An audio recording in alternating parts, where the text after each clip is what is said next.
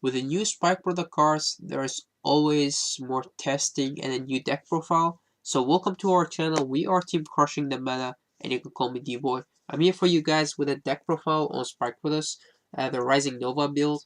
So in this deck profile, I will be explaining all of the cards and also showing you some of the combos. But before I do that, I will just go fast through the deck to for the people that are experienced with Spark Brothers and they just want to see the deck list.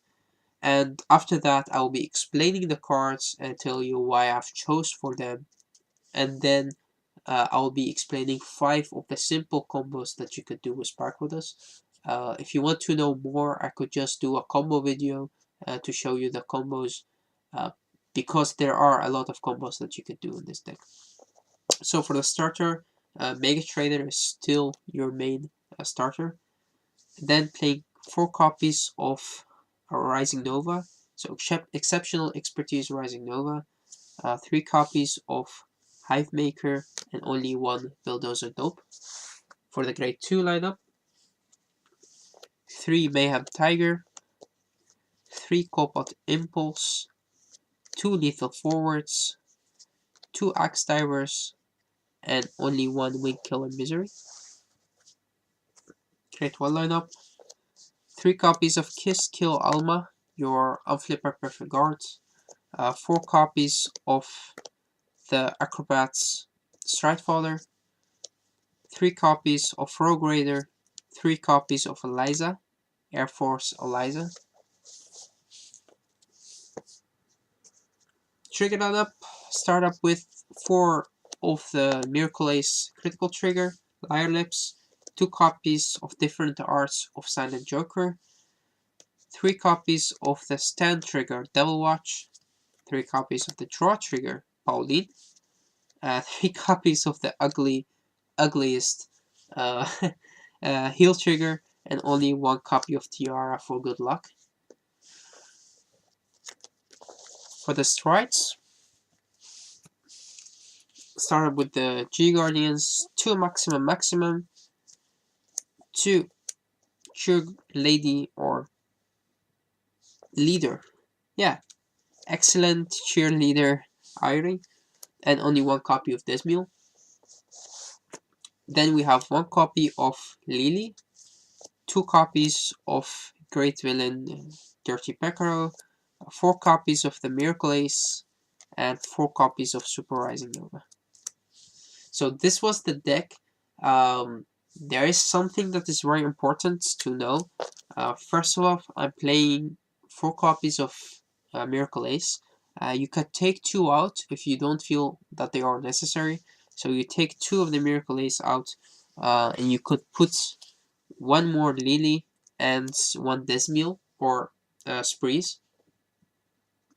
I don't like the Sprees in this deck because he costs you the 2 Count Blast that you can't recover from, and also because he only gives you GB1, and GB1 doesn't do a lot in this deck. You need GB2 at least to get your combos, so that's why it does, or Sprees is not really good in this deck. The second Lily is not really needed because you can't go into Super Rising Nova even on your first turn, so that's why she is not necessary to have at 2, so 1 copy of her is enough. And playing 4 copies of the Miracle Ace is good because sometimes you play against clans that could kill your combo. So that's why, let's say Darkface, or when you play against Kagero, or anything that could kill up the combo, or you don't have the right pieces but you still want to try, then that's why you play 4 copies of him.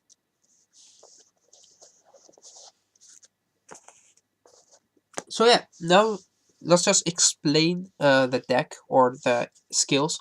First of all, for your starter, you count plus 1, retire him, search your deck for a grade 1 or less. So you could take any card that you need that is important for your combo. You could take a heal trigger or a perfect guard to guard with. You could take anything that you need.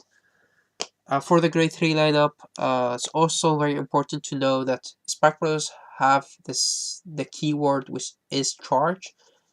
Charging is when your superior call something from your deck to a regular circle, they become charged. It doesn't really have to be from the deck, but when you call them, superior call them, they could become charged if they have the charge ability. So you can't just call them, normal call them from your hand and make them charge. That doesn't work. The charge ability also mean when they attack or boost, they go back to the bottom of the deck at the end of the battle. So they leave an open space behind uh, for other units to call there when in the open space. So for the grade 3 lineup, we play 4 copies of Rising Nova himself. Rising Nova has the skill which is when he has the GB2 active, you attack with him, you put 1 card from your hand into the soul, and then you could call something from your deck to an open regular circle. His second skill is when you stride on the top of him, he gives the Vanguard the skill, which is you counterblast 1, you put 1 card from your hand into the soul, and then you can call something from your deck and give it an extra 5k. That skill is very important on your Miracle Ace turn, but also to give your unit charge, he is really good, but I will be explaining the combos later on in this video. So yeah, you need to play 4 copies of him because he is your main grade 3. You always want to ride into him. And then you have 3 copies of Hivemaker and only 1 Builder's Dope. Hivemaker has 2 skills. GB1, you could become charged if you want to. So you charge him, and if he is charged, he attacks, and he goes back to the bottom of the deck. When you do so, you counterblast 1, and you can call something from your hand to an open regular circle. So every time if he's charged, he attacks, he goes back to the deck, counterblast 1, call something from your hand. His second skill is when you ride him as your Vanguard, you counterblast 1, soul blast 1, and then you look up the top 5 from your deck and get 1 card from them which is charged to your hand. You don't really want to use his second skill because it costs you soul and it costs you counterblast, but sometimes you have to ride him, so that's why. But normally he's only in here for his rearguard skill, which is to call something from your hand. The builders are dope. When he's charging, he gets an extra 10k. It's very easy, a 21k attacker, which could help you out to get more power into the rear guards if you want to. But the reason why I play 3 copies of Hivemaker and only 1 dope is because the Hivemakers, you need them in your deck, at least 1 to have in your deck when you need it. So that's why you play 3 copies of him. And the dope is in here just for power. He's not really needed. But yeah, you still play at least 1 copy of him. The grade 2 lineup, as you see, I play only 1 copy of Misery. Misery is the Umber clone. When she attacks, she's boosted GB1. You counter blast 1, and then you put 1 card from your hand into the soul, and she could call something to an open regular circle and give it an extra 5k. So it's the same skill as your Rising Nova, but from the regular circle, which is very good, but she's not really necessary in this deck.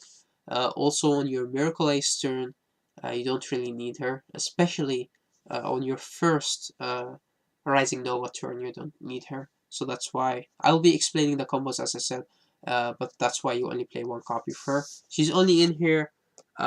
Sometimes you do need her on your Dirty Precaro turn, but not really, so that's why. You could also take her out to put something else in here if you want to, but I want to have at least 1 of her in my deck if I need her. Otherwise, you could also just damage check her or ride her, it doesn't really matter. Next, playing 2 Axe Diver. Axe Divers are also very important for some of the combos that you could make. He has the skill when he's called to an regular circle, you Soul Blast 1, Count Blast 1, and then you could target 1 of your other units and blind it face up and call it again. And so you get 1 more attack, but he does help you out with a lot of the combos. Also, if he is charging, then that unit that you call get an extra 5k. and he also gets an extra 5k, which make him 14, boosted by 7k at 21, which is a very good number. Next, two lethal forwards. When he's charging GB1, he gets an extra 2k, make him 11k attacker, and when the attack hits, if you have a Rising Nova Vanguard, you could call something to an open regular circle, and he goes back to the bottom of the deck because he's charging. So remember, you have to call first to an open regular circle, and then he goes back to the deck, which is good because you can combo with him, and also bad because sometimes he's in the way. So that's why it's a very awkward card, and that's why you only play 2 copies of him. But because he has the own hit pressure, when he hits, you can call something. He puts more pressure on your opponent. And next, for more pressure, you play 4 copies of the Cobalt Impulse or 3 copies of the Cobalt Impulse. He also is charged GB1 when he attacks. The attack hits the Vanguard. You can retire one of your opponent units and you draw a card. So this card is also very necessary to have in this deck because it puts a lot of pressure on your opponent. They would have to guard him sometimes 3 times on your first turn stride. So he's really good. Then Mayhem Tiger. This is one of the cards that will start a lot of discussions in tournaments, I'm sure of it. He has the skill, which is when he's charging on GB1, your opponent would, when he attacks and your opponent guard, your opponent would put the guardian or the cards that they want to guard them with them one at a time. That's very important to know that rule when you play Mayhem Tiger. Every time they put a guardian or something that you want to guard with on the guardian circle, his effect triggers, which is you can Soul Blast 1 and you can retire that card if it's a grade 2 or less. It doesn't really matter if the card is intercepting, putting from the drop zone, from the bind zone, it doesn't really matter because when a card is placed on the guardian circle, his skill triggers. The only cards that he can't retire are the Guardians, because Guardians are grade 4, so he can only retire grade 2 or less. Also, when you activate his skill with the Perfect Guard, so if they Perfect Guard and you activate his skill, the Perfect Guard still goes off because the Perfect Guard nullify the attack, and the Perfect Guard doesn't have to be on the field or on the Guardian circle to nullify the attack. The Perfect Guard just gives the skill to the Vanguard. With Diminished Police, it's different because they also nullify the skill of the Perfect Guard, but he doesn't do that, so it's useless to use his skill against Perfect Guard or a Guardian, but it's very good to use against anything else. So just Soul Blast 1 and retire grade 2 or less Guardian. For the grade 1s, we'll start up with the Eliza, Air Force Eliza, also one of the new cards. This is one of the cards, it's the same with Mayhem. These cards, it's very stupid that they are only commons. This card would be a double rare or a triple rare because it's really so good. But because Spike are so underrated, we just get commons. But I'm very happy with that because the deck is cheaper and it's playable to more people. So Eliza has the skill. She can also become charged, but most importantly, she has the GB1 skill, which is when she boosts a unit and the unit is charging, you can counterblast 1, and after that unit attacks and goes back to the deck, you can call it again and put her back to the deck instead. So she gives you 1 more attack. If she is charging herself, then you counterblast 1, call that unit to the unit that she boosted to an open regular circle and also give it an extra 2k. So it's very important for your first turn stride to get more attacks. That's why you play 3 copies of her. And then one of the most important cards in the deck, which is Frog Raider. maybe would put him at 4. Right now I just play 3 because you have your starter which could search him out if you need him. Frog Raider has the skill which is when you call anything in front of him, if you have a rising Vanguard, he could restand.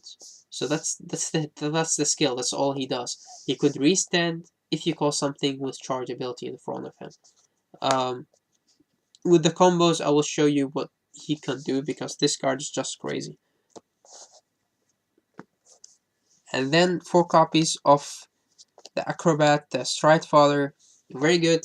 You need 4 because sometimes you need to search your Miracle Ace and you just pitch him to Stride.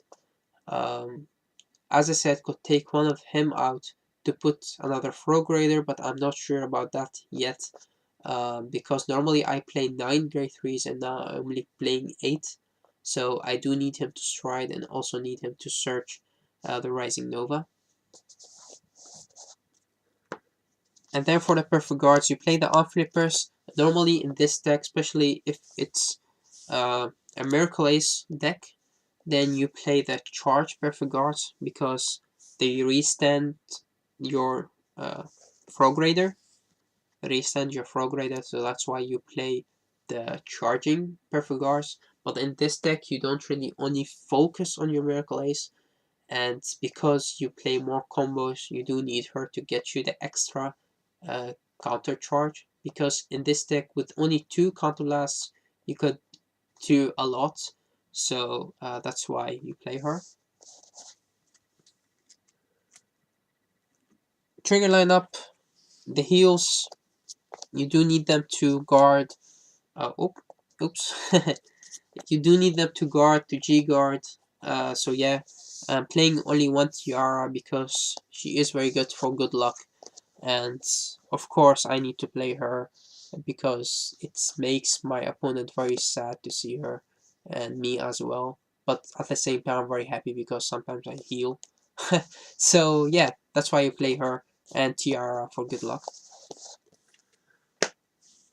Playing only 3 draw triggers because you do need the draw in this deck, but also you don't really have space. You don't really have space for anything. I mean, if you could play this deck with 60 cards, 70 cards, 100 cards, I would definitely do so. Because you need all of the pieces to get the right combo.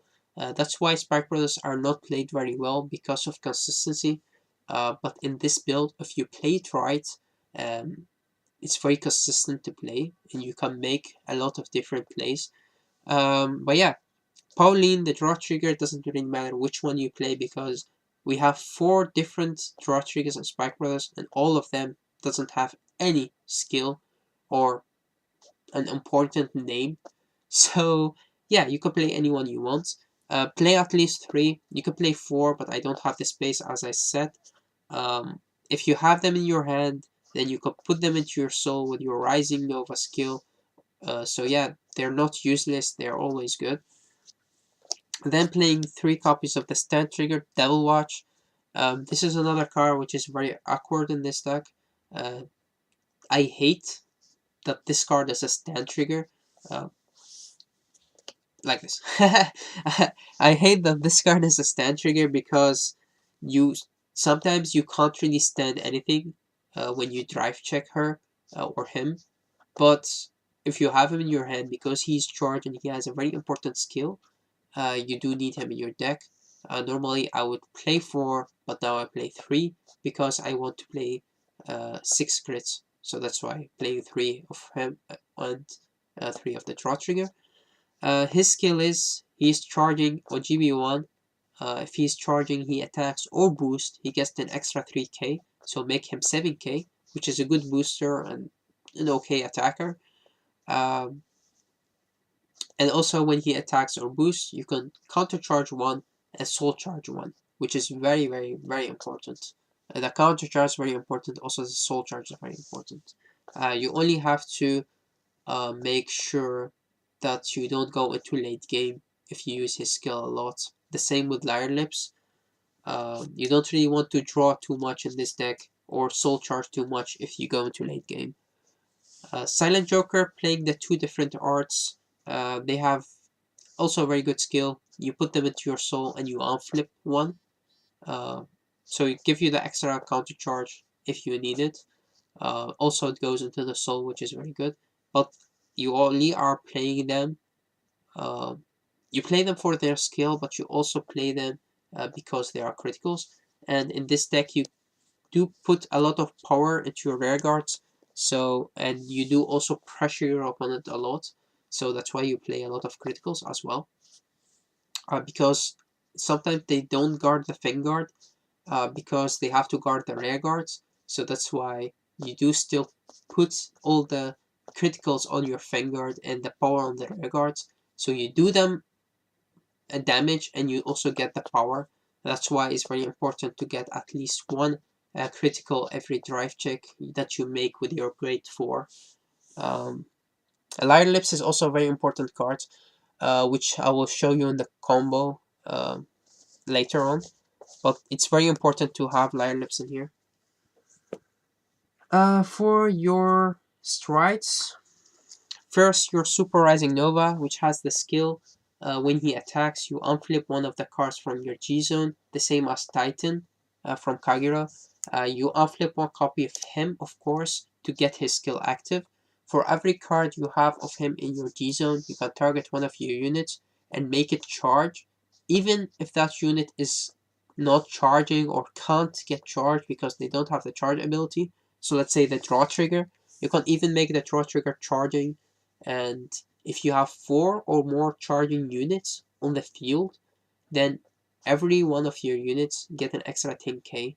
So he's very good. He's not a finisher, could be a finisher, but very good on your first turn stride, which I will show you in the combo.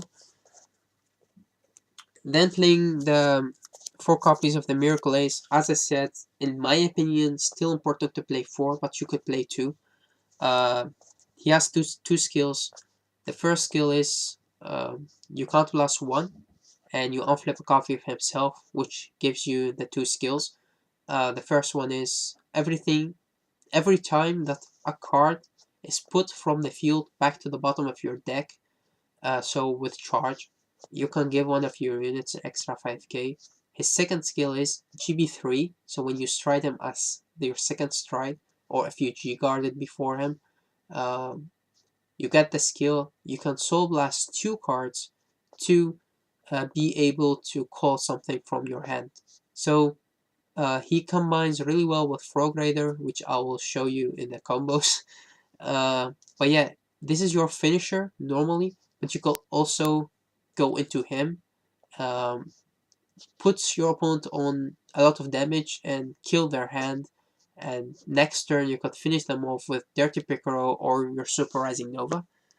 Dirty Picaro has the skill, which is when he attacks, you counterblast 2, and then you put one card from your hand into the soul, and then you can call as much as you have units face up in your G zone. Also, he also unflips 1, doesn't matter which one.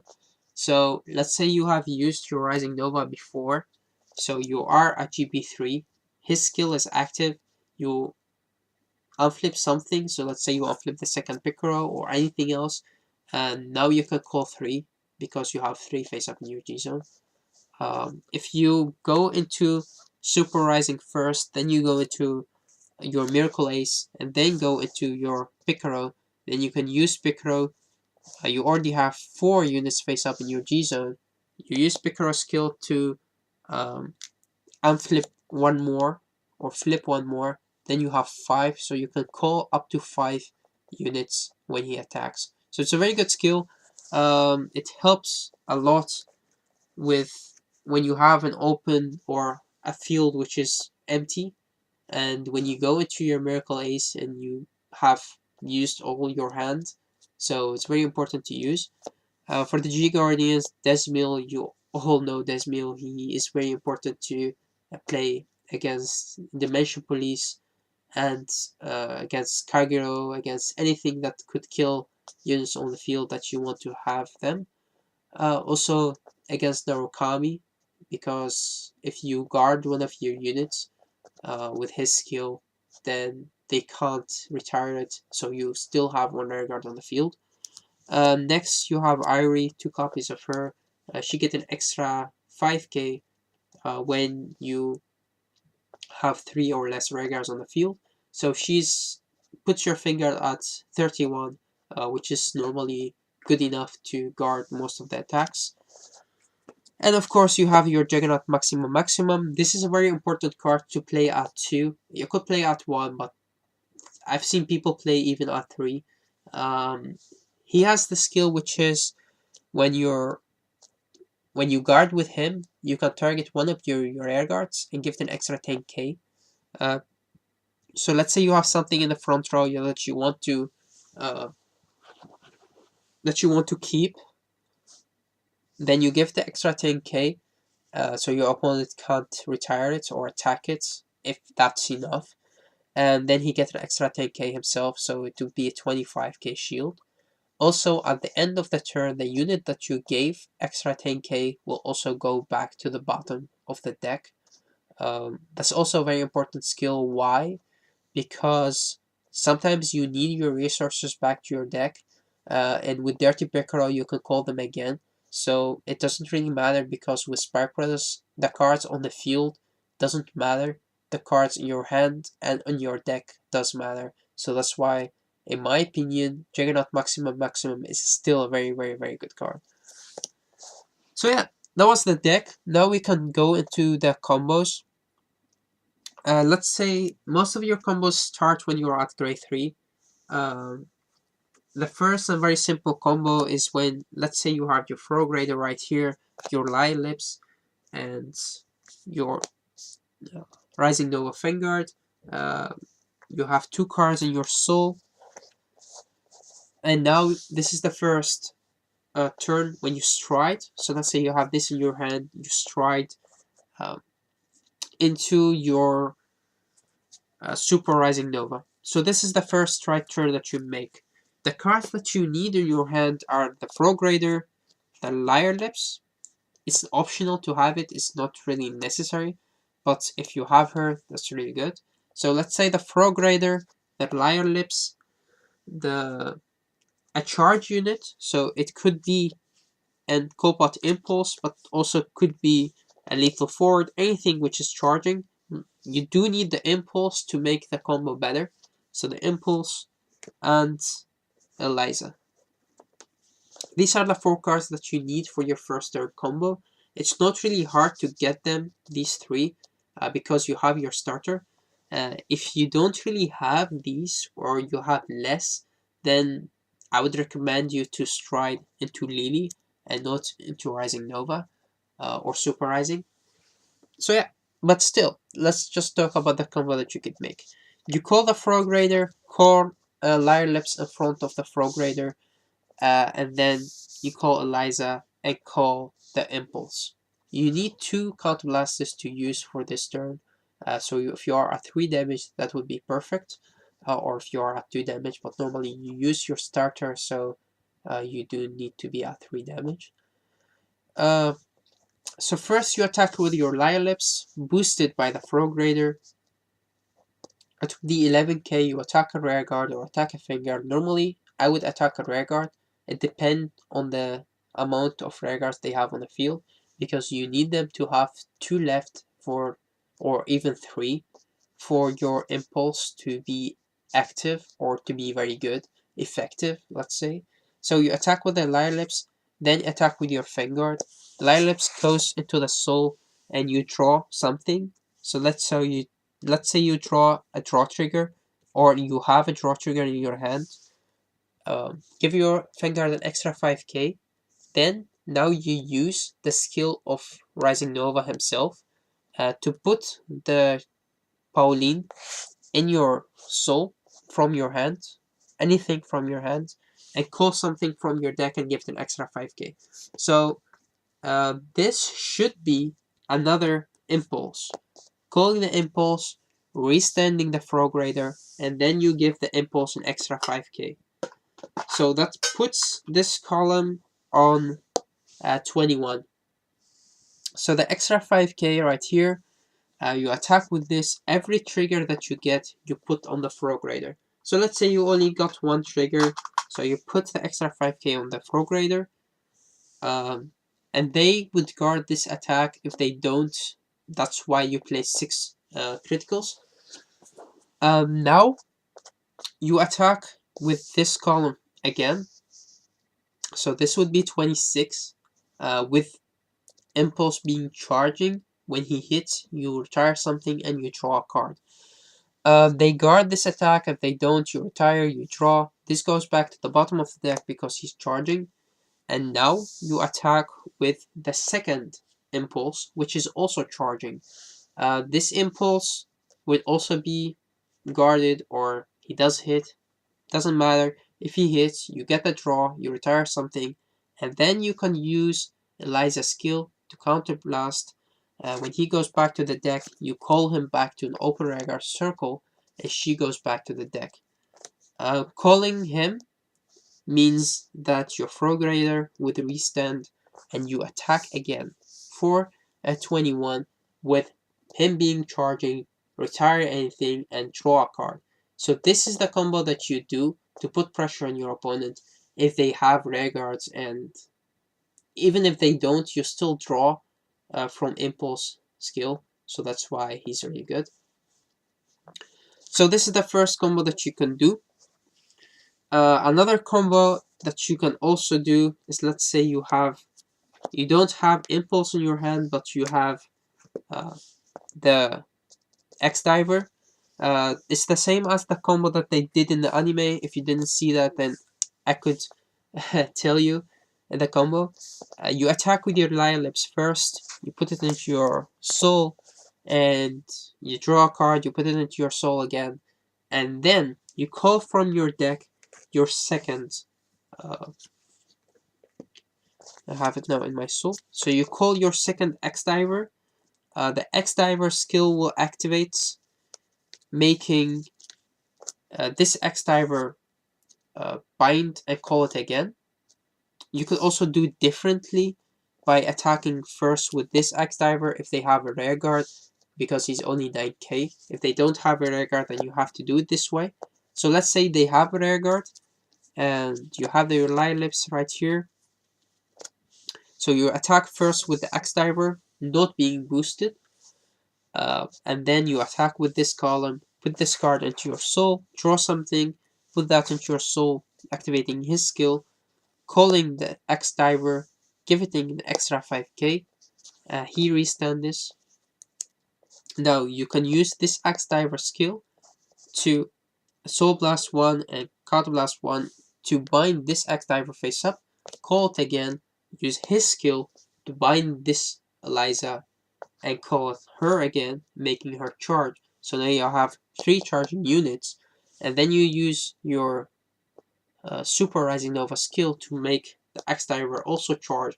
Now you have 4 charging units on the field, which could give you the extra 10k.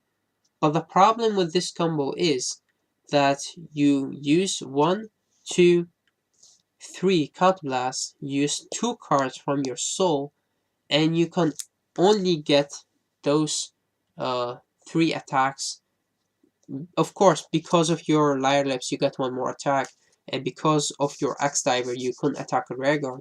But it's not as effective as the combo that you could do with your Impulse, because Impulse put pressure on your opponent.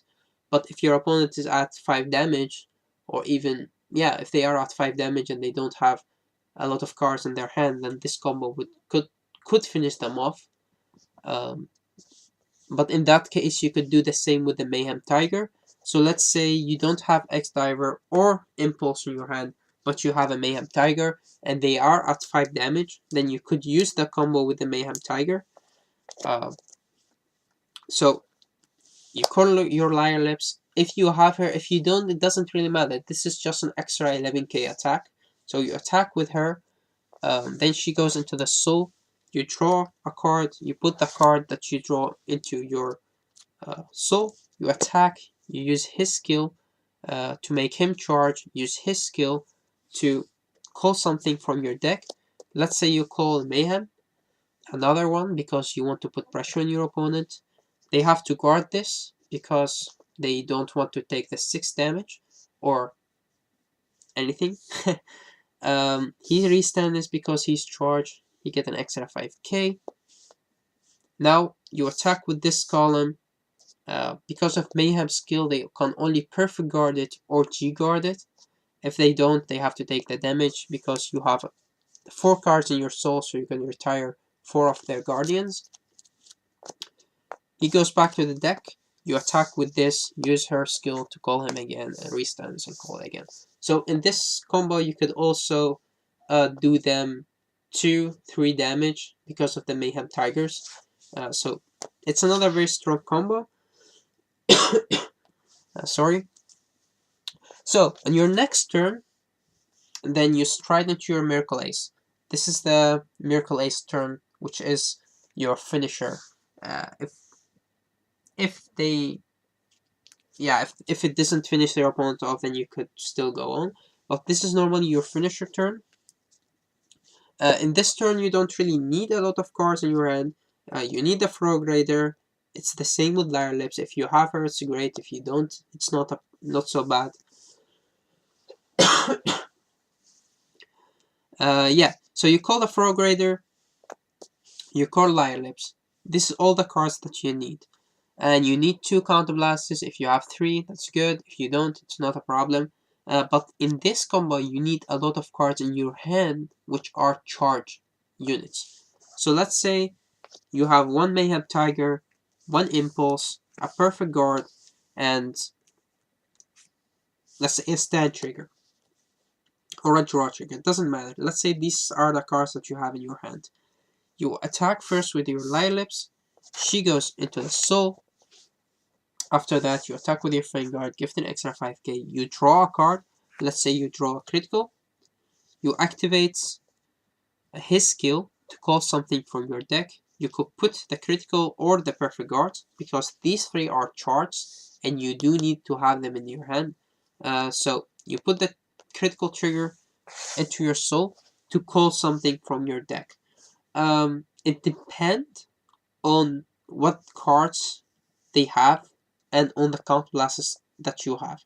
If you have 1 more counterblast, I recommend you calling the Hive Maker, restanding him, giving the Hive Maker an extra 5k. And because of Miracle Ace and your Rising Nova, now you have 1, 2, 3, 4, 5, 6 cards in your soul, which is good because you can attack 3 times. Yeah, 3 times because there are 6. Now you have your Hive Maker on the field. You attack with this, they guard this attack or let it through, doesn't matter. Now you drive check. So let's say you drive check a draw trigger. With the draw trigger, you draw into him. You have a Misery. It doesn't matter. You do need to have charge units in your hand. So if you drive check more charge units, that would be great. If you don't, then it's a shame. Normally you would have your Kiss Kill Lyra on the other side to give you more attacks, but if you don't have her, it's also not a big problem because, as I said, having more charge units in your hand is also very important. So for the full combo, you do need her on the other side, but because you only play 1 copy of her, I'm not talking about her in this video or in this build. So these are the cards that you have in your hand right now. You attack with your Hive Maker. Your Hive Maker, after the attack, he goes back to the deck, activating the first skill of Miracle Ace.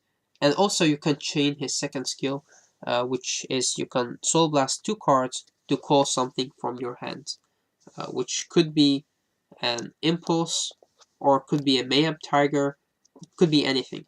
Let's say you call up the Mayhem Tiger or the Impulse to the field. He restands this, and then his first skill goes off, giving the Frog Raider an extra 5k because something went back to the deck. You attack with the Impulse.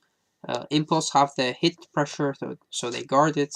It goes back to the deck, activating his skill, Soul Blast 2 more, and then you can call something from your hand. If you don't have the Counterblast for Hive Maker, you can call a Stand Trigger.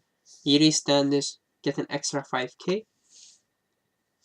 He's charged. When he attacks, he gets an extra 3k. And you can use his skill to soul charge one more and counter blast or counter charge.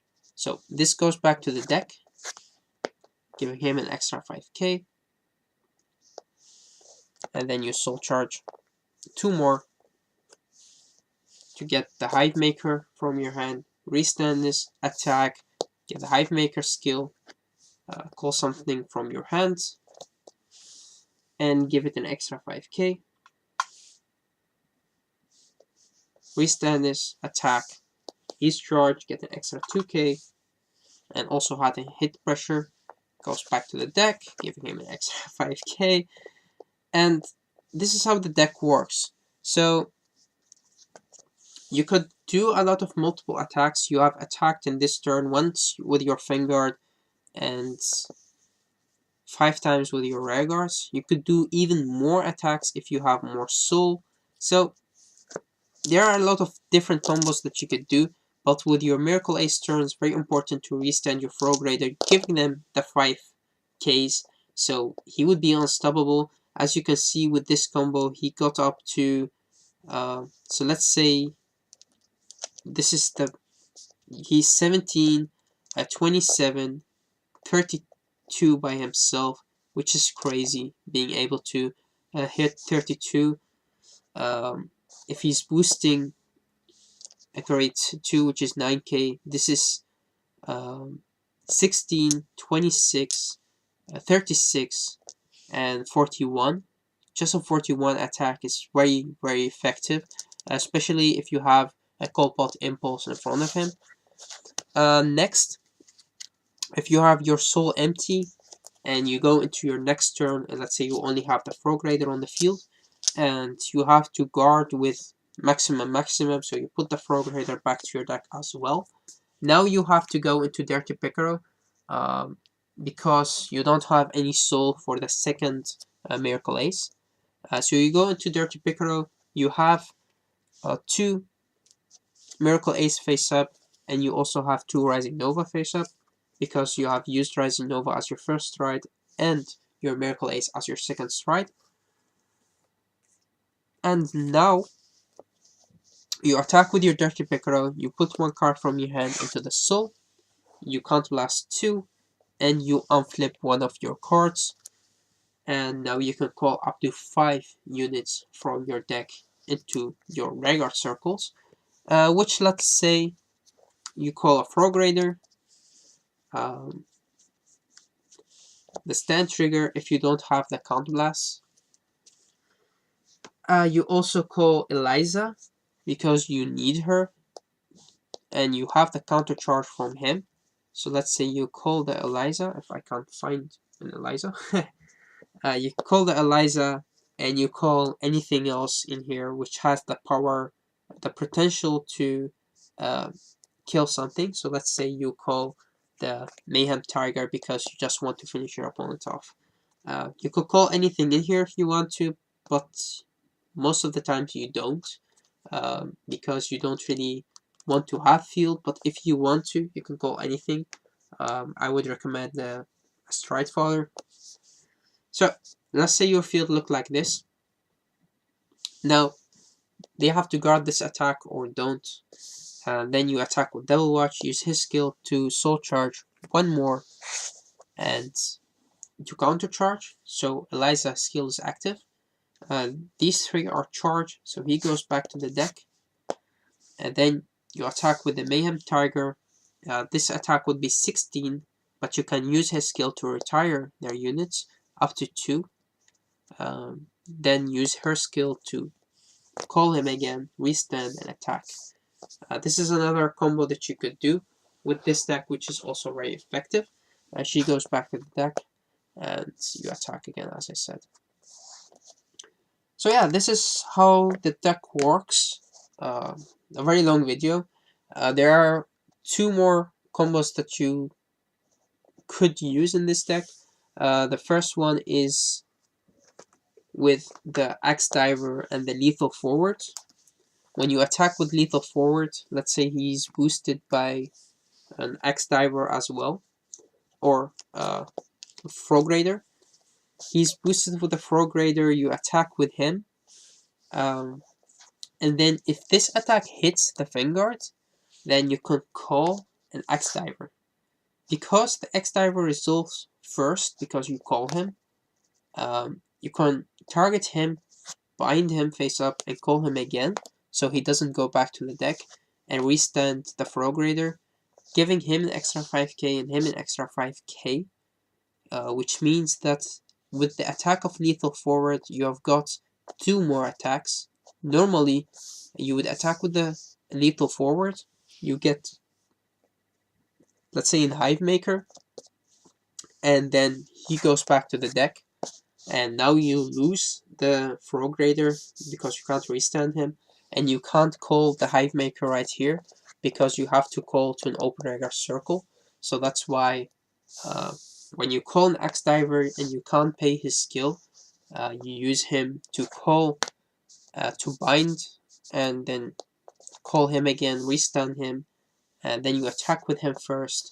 He goes to the bottom of the deck, and then you attack. If this hits, you can do that again if you have the counter charge, or the counter blast, and the soul. So this is also a very easy combo that you could do with this deck.